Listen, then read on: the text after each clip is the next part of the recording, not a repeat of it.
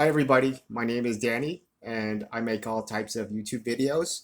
Lately I've been making some chess videos. Um, as I mentioned before, I have a chess program that I'm getting through and trying to finish up. And so I've been broadcasting these more advanced levels, the levels that are more towards the end of the program. And so this one here, I'm going to be broadcasting. There's a total of for this chess program. There's a total of um, 10 levels. There's a total of 10 levels, and so this is level 8. And so for the final few levels, I want to just go through the levels, but I want to um, show me playing with both the white pieces and the black pieces. So I don't want to give this game away, whether I won or lost, because that would sort of spoil it. Um, but this level 8 of 10, um, I'm playing with the white pieces. So let's just get right into it. So again, I'm playing with the white pieces. Oh, and I also just wanted to mention too that the noise and stuff that you're hearing on the back, that's all sound effects from the chess program. So when you hear cars that are driving by, or birds that are chirping, or the air conditioner that's sounds like it's going on and off, and with the pieces too, um, when the pieces are moving, when the pieces are capturing, there's sound effects for that. I prefer that. I like it. It's more relaxing. It's more realistic. So I just wanted to let you know what all those sounds were about. Okay, so on the white pieces, so I move d4. The computer moves d5.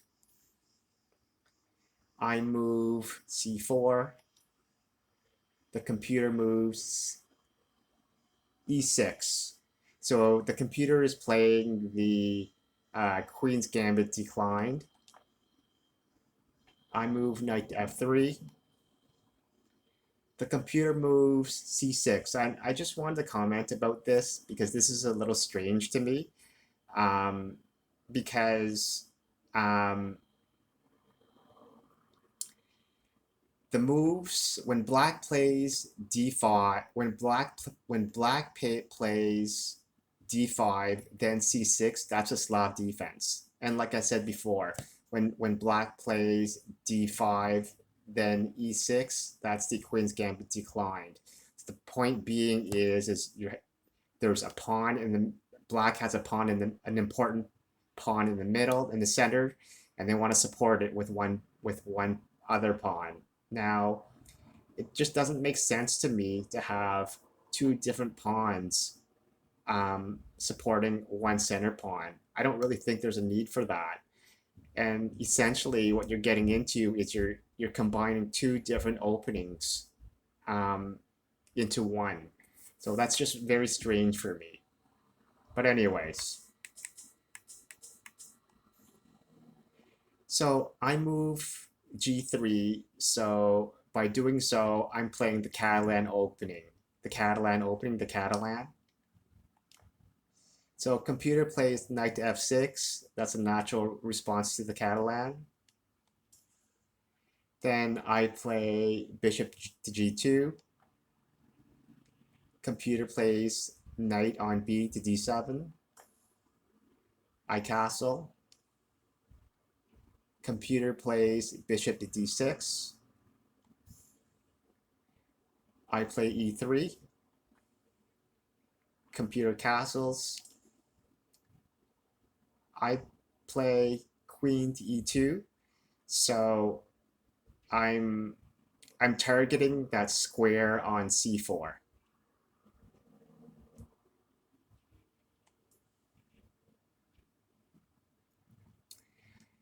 The computer plays b6.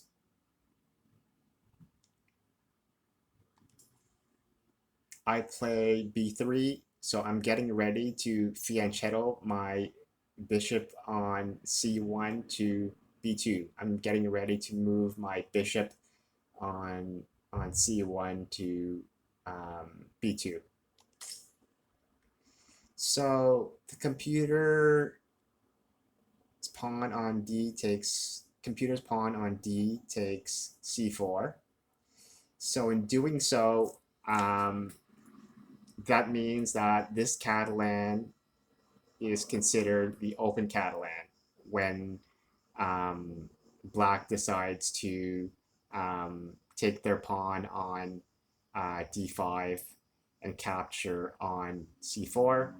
The close would be if Black didn't decide to capture that pawn.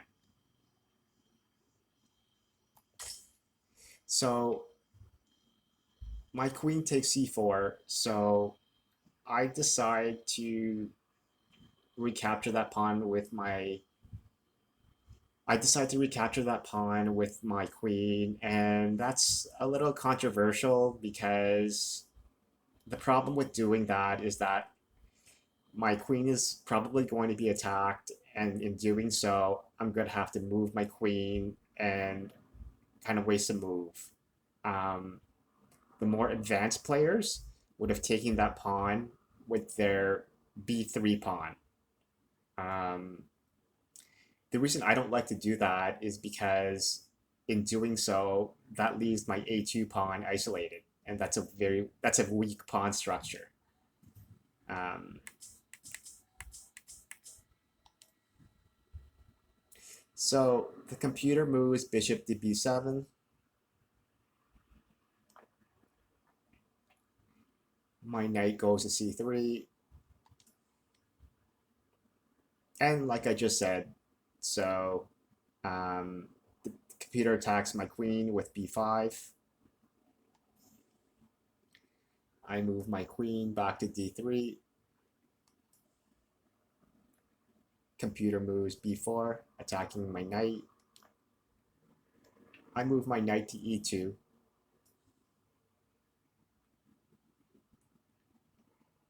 The computer moves c5, attacking my center.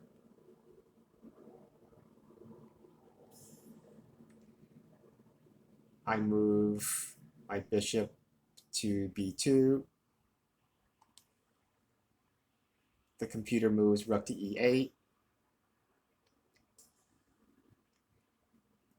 I move my rook on a to c1 because that c file is really important.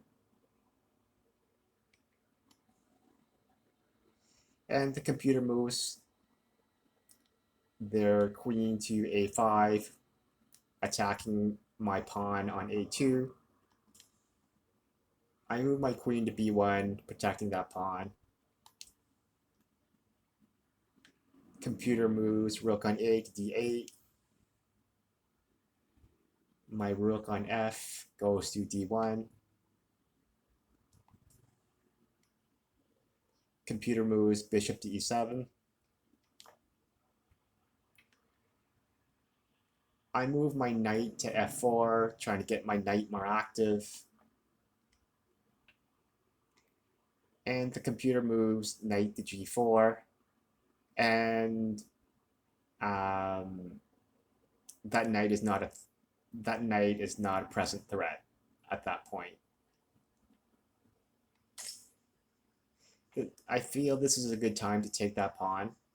So my pawn on d takes c5.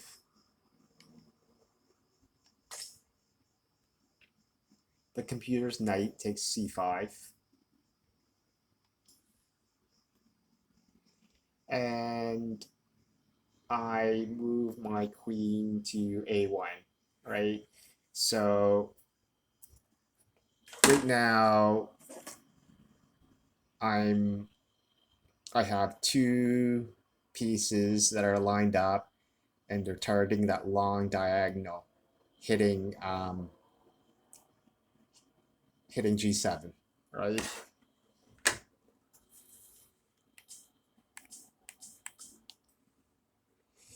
So the computer deals with this by moving g5 and at the same time attacking my knight.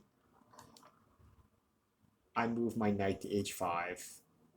This is a good this is a good square for my knight because it's right in the thresholds of um, black's king side, right? It's targeting the square on g7, it's targeting the square on g6. Okay, so computer moves knight to d3. This is this is um, a very good move by black because that knight is is is hitting on a lot of important squares and important pieces, right? Um, okay, I decide to just ignore that knight and move. I just decided to ignore black's knight, which, like I said, was that threat, and I just moved my knight to d4. So the reason that I did this is okay. This black knight is a major threat because um, it's it's attacking my rook on c1, right? So remember, if you think of a knight is only worth, let's say, three points, and a rook is worth 5 points, so that is a huge loss for me. That type of exchange, right? And also too, this really important my really important pawn on f2, right? It's also being threatened. Um, it's it's also being threatened to be taken. This really important pawn on f2, right? So one would think, oh, well, isn't it an obvious choice? Wouldn't I just want to move this rook, which is on c1, to c2? So then my rook is not a threat of being eaten anymore, and it's also protecting my pawn on f2, right? So the reason um, I decided to just ignore this is because if you see, as I mentioned before, my bishop here is lined up with my queen, and it's targeting that long diagonal right until the corner of the board. And so these two pieces are very close to checkmating black, right? With the bishop as a spearhead. So I basically really felt that I needed to have that bishop in the game because I really thought that I had a good chance of checkmating black, right? And so here, when black's knight is right here and is potentially going to eat my bishop and screw up my whole chance of checkmating black, right? I don't want that to happen. I need to keep my bishop. So I'm basically saying to black, I want you to take my rook, right? Please take my rook, right? It'll give you a huge advantage, right? Please take my rook on c1, or please take my pawn on f2, right? But I'm not telling my opponent it's because I want to have my bishop on b2 in order to checkmate, right? I'm just saying, take my other pieces, right? So, yeah.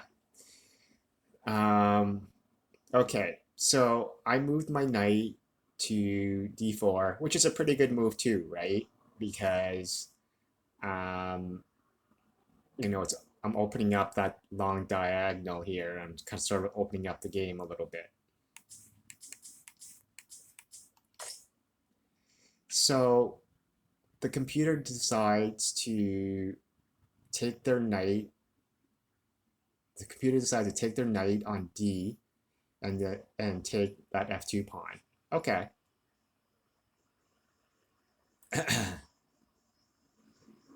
and and again, right? Um, that knight on F2 is currently um, threatening to eat my rook on D1, right? So should I move that rook on D1? Um, well, look what I do. Well, my bishop um, takes the computer's bishop on B7 because, the whole point, one of the major concepts of playing the Catalan is so that you can have that um, bishop on G2 in order to have that long diagonal, right? And so I'm not going to give that up. That's really what I want. And so um, that's really just something that I need to stick to. And it's going to give me, I feel like, a really good advantage is to have that long diagonal and to preserve it. So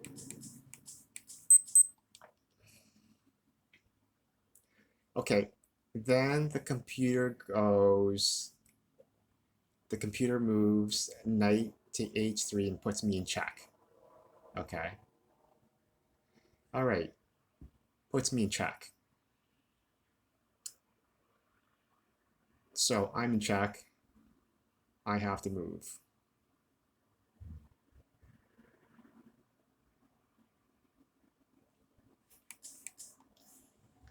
So I move my king to g2.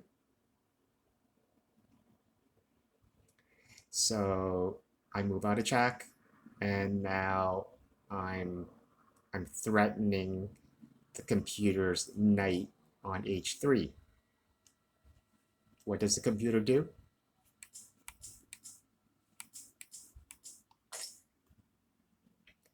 So the computer moves to the computer's knight, as you just saw, the computer's knight takes e3, puts me in check. Now, this is a very interesting situation. And what I'm gonna do right now is I'm gonna set up my actual board, and I'm just gonna show you a little bit about um, this position and what it could entail.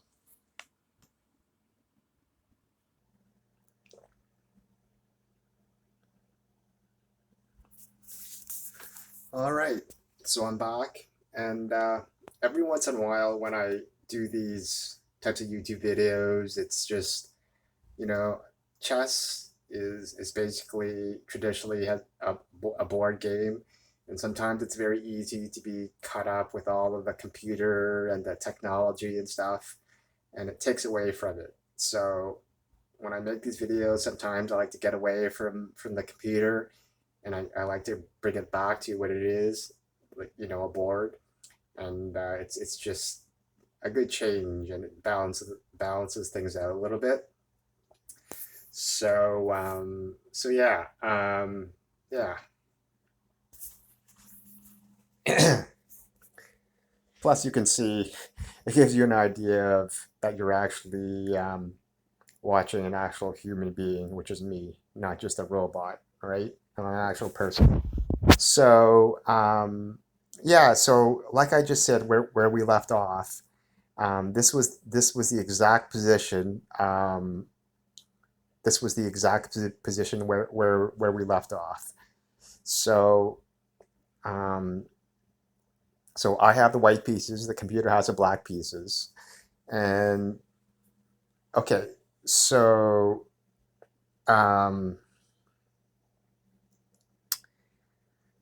So their knight, the computer's knight on the computer's knight on e3 has just put me into check. Okay. Now,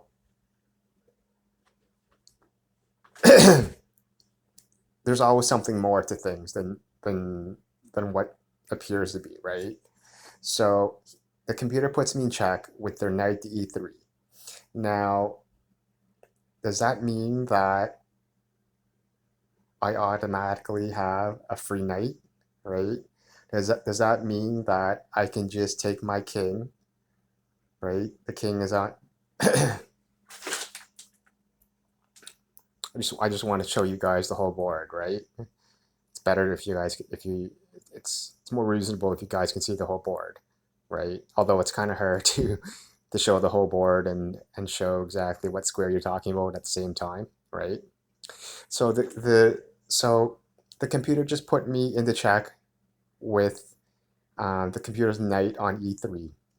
So does that mean that I have a free knight that my king can just eat um, the computer's knight on h3, or is there something more to it than that, right? So let's just see what happens if um, let's just see what happens if I eat it, right? So if I eat it,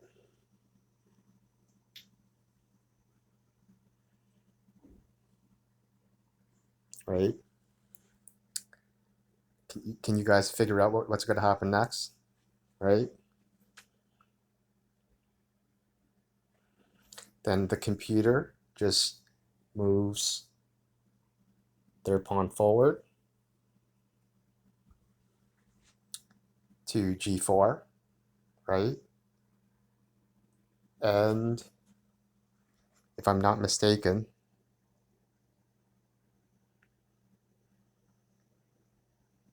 it's checkmate, right? Because I'm in check, right? The pawn's putting me in check. I cannot eat the pawn because it's protected by that knight.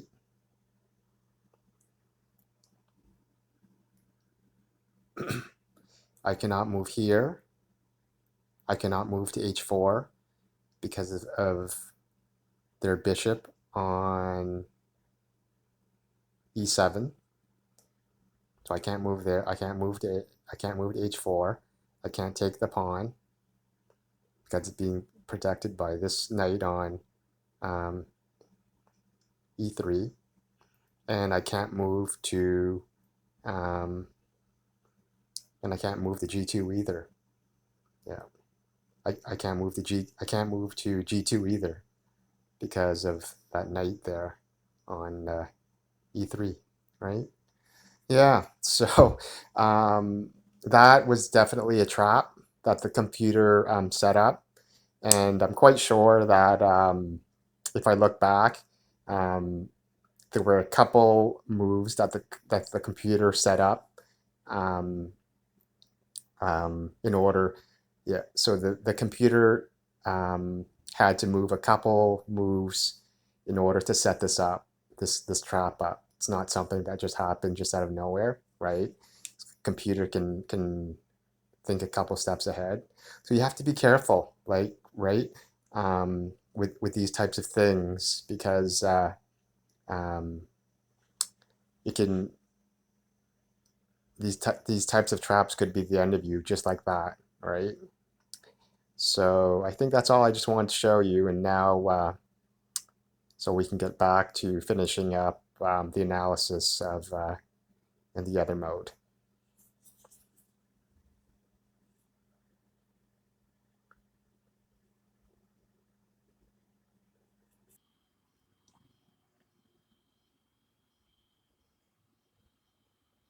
All right, so we're back to this mode. Um, so like I said, I just wanted to show you a little bit about that situation in a more real life, three-dimensional type form. Um, Okay, so obviously, you know, I'm not going to eat that knight, or else I'm going to be checkmated, right? So what did I do? I moved there. Okay. Um, I believe actually I think that was the only legal move that I had, right?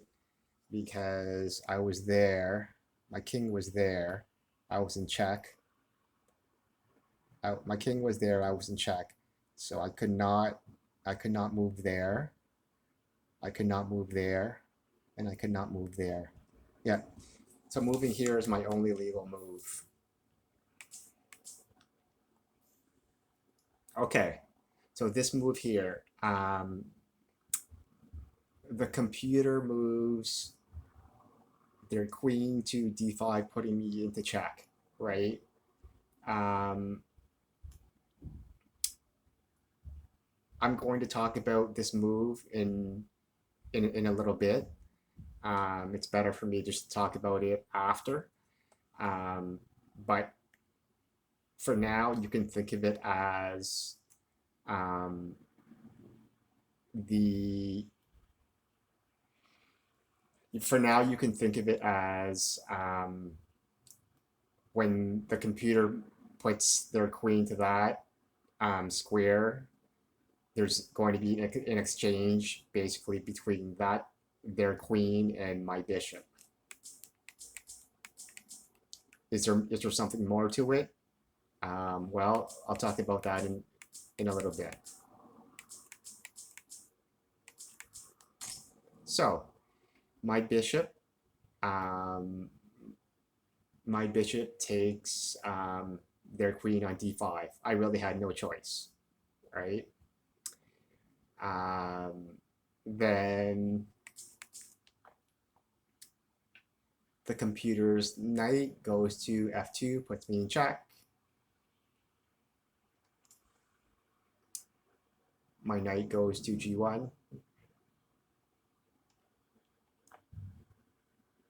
The computer's knight goes to h3, puts me in check.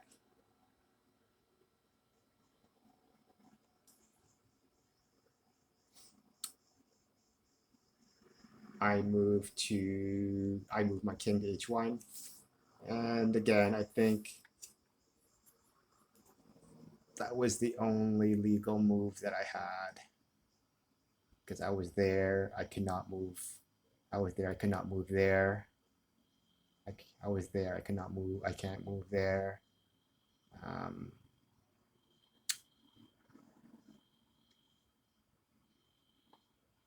couldn't move there. Um, yeah, because I was there, right? When I was there, so I couldn't move there. Couldn't move there. Couldn't move there. I think, yeah, that's the only legal move that I had actually. Okay, so the computer's knight takes d1, takes my rook. My my rook takes my rook takes their knight on d1.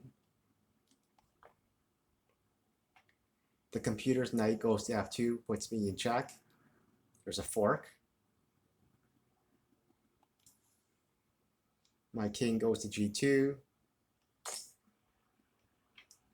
Their knight takes d1. Their knight takes d1, takes my rook. My queen takes their knight on d1.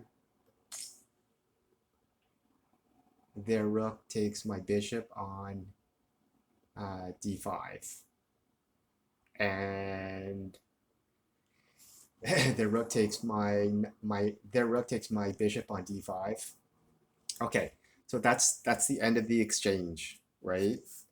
So, um, okay, I've had, because like this, I probably said this before, but I played this game a few weeks ago, and but within the last day or so, I've taken the time to reanalyze a lot of the positions, right? Um, and regarding that exchange that just happened that I just said, where it looked like the computer gave up their queen, um, I had to definitely ask myself, like, was that a sacrifice, or were they trying to put a combination to try to checkmate me, or something like that? Um, and um, the bottom line is that after analyzing it over and over again, um, that was just a blunder or a mistake that the computer made. For some reason, the computer makes these blunders or mistakes, and that's the conclusion that I came. Um, as you could see, it was not a sacrifice. After all of those exchanges that happened, um, I calculated it. I ended up um, I ended up losing I ended up losing two rooks and a bishop, and the computer ended up losing a queen and two knights. So if I put those pieces into chess values, I lost 13 points and the computer lost 15 points, right? So point wise, the computer lost a lot more than me. Um, so even like exchange wise, I still had the advantage, right? And so it was not a sacrifice because um, it didn't come anywhere near to getting a mate. That scenario that I showed you on my real life board setup, um, that happened. That happened before. Um, that happened before the computer um, had their queen exchanged. So because it happened, because that scenario that if you're wondering if that scenario that I had showed you before, where I was almost checkmated, that trap, did that have something to do with giving up their queen? No, it didn't, because that trap happened before, well before computer gave up the queen, so it had nothing to do with it, right? So yeah, it's just one of those weird things, I guess. And so I just wanted to continue here and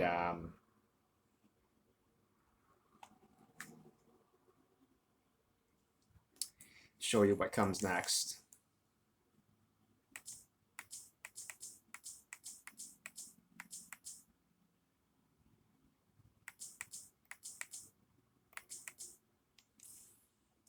So I move my knight. So I move my queen to A1. Um, Here, I still have it in my mind that um, I like this long diagonal, this mating net, right?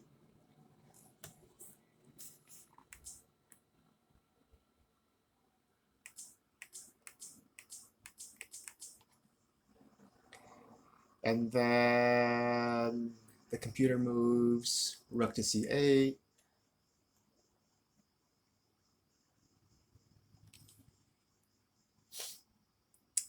I move G4.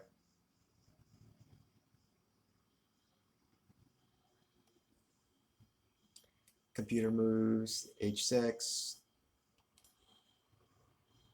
I move H3. The computer moves rook to A5.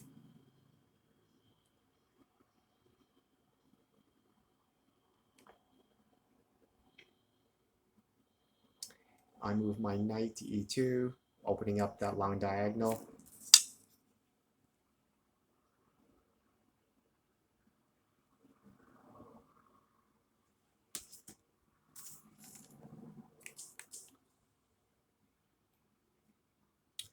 Computer moves f5. Then I finally put my bishop to h8, thinking of a possible checkmate. Computer moves king to f8. My queen goes to g7, check. Computer's king moves to e8.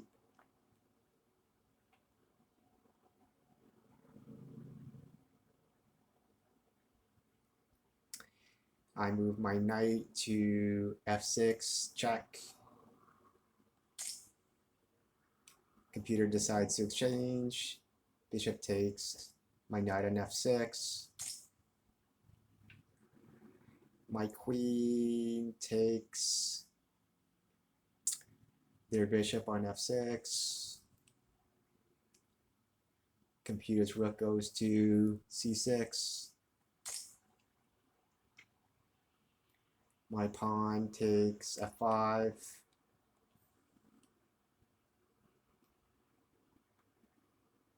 Computer's king to d7.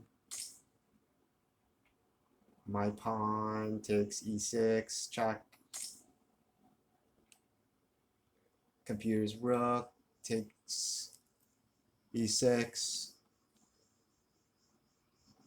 My queen goes to d4, check. Computer's rook goes to d6. My queen takes a pawn on b4. Computer's rook takes my pawn on a2. My king goes to f3. Computer's rook goes to b6. My queen goes to g4, check.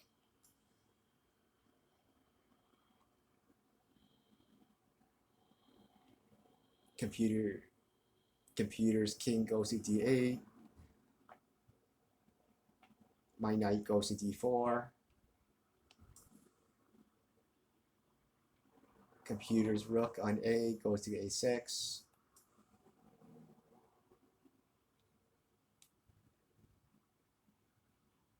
My queen goes to f5. Computer's king goes to e7. My bishop goes to g7. And then the computer's rook goes to f6.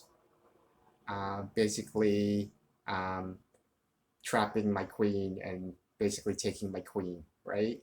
That's a horrible mistake that I made, right? And if you look back, you can see the computer had planned on doing that. The computer had a few moves that the computer set up a few moves that led up to this, right? And this was just a horrible blunder that I made, right? Where you have that type of scenario, right? Where you have a piece that is attacking a valuable piece, but it's kind of pinned beneath the, it's kind of pinned between your king, right? And so terrible blunder by me.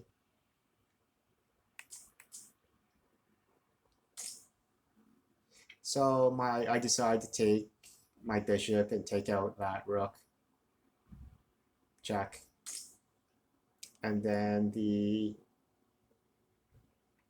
computer the computer's rook takes f6.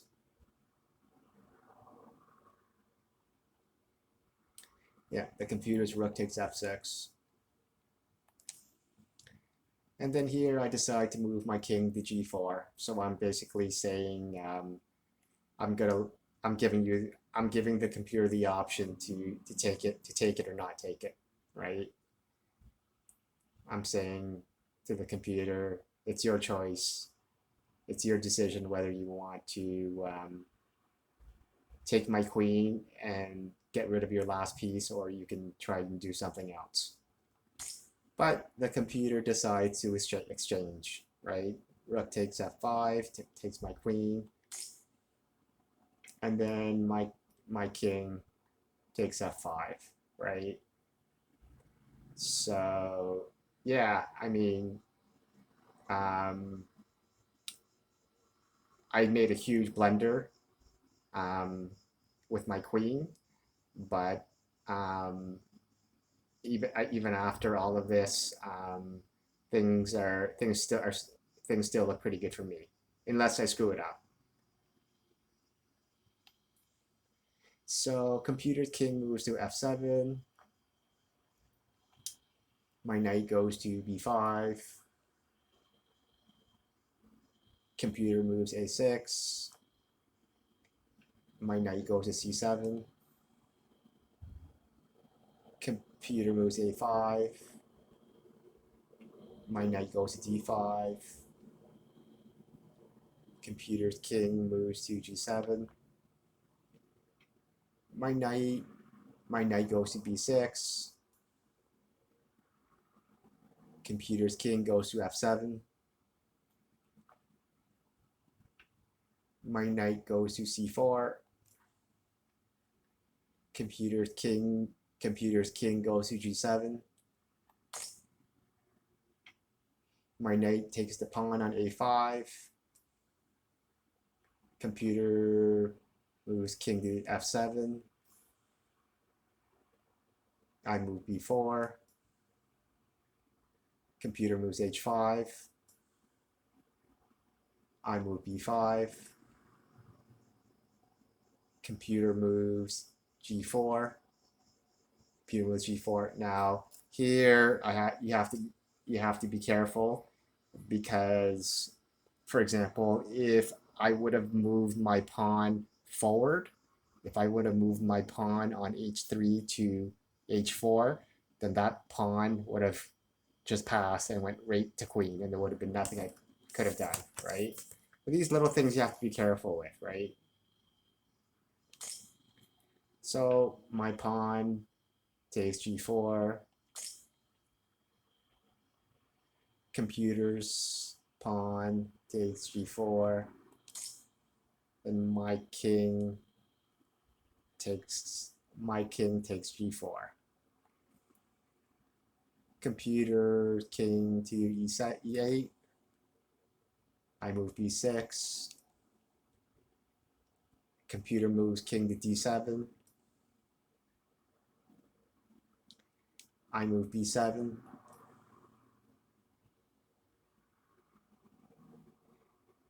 Computer moves king to c7. I move king to f5. Computer moves king to computer moves king to b8. I move king to e6. Computer moves king to a7. I move king to d6. Computer moves king to b8. I move king to c6. Computer moves king to a7. I move king to b5. Computer moves king to b8. Okay, so here I have to be careful. It's my move, right? So if I moved, let me, I just want to say this properly before I say it to make sure that I'm not saying the wrong thing. Yeah, if I moved my king, it's my turn. If I moved my king, if I moved my king to, if I moved my king to b6, it would be stalemate because he can't move to a7 because it's too close to my king. He can't move to a8 because of my pawn, and he's already on b8, and he can't move to c8. He can't move to c8 because of my pawn, and he can't move to c7 because that's too close to my king. Yeah. So yeah, so if I at this point if I moved my king to b6, it would be stalemate. So I moved my king to a6. He moved his king to c7. I moved my king to a7. Computer moved king d7. I moved my pawn to b8. It's now a queen. Computer moved king to e6. I moved queen to d8. Computer moved king to f5. I moved queen to e7. Computer moved king to f4. I moved knight to c4. Computer moved king to f5. I moved queen to e5 check. Computer moved king to g4. I moved queen to f6. Computer moved king to h5. I moved queen to g7. Computer moved king to h4. I moved knight to e3. Computer moved king to h5. And again, this is another possible stalemate. It's my turn, right? If it's my turn, if I hadn't moved, again, I just want to make sure I'm saying the right thing.